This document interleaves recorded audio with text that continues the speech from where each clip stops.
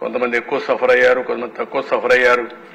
మొన్నటి వరకు ఎప్పుడూ ఊహించినటువంటి, ఎప్పుడూ సినిమాల్లో హీరోగానే కొట్టడమే తెలిసిన పవన్ కళ్యాణ్ గారు కూడా రోడ్డు మీద పడుకోవాల్సి వచ్చింది.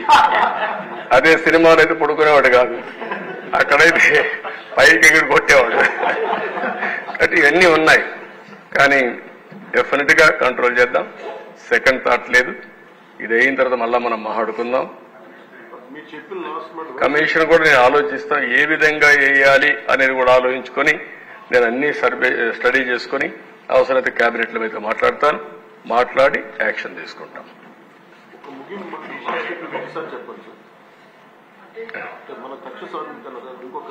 నేను ఒకసారి ఏంటమ్మా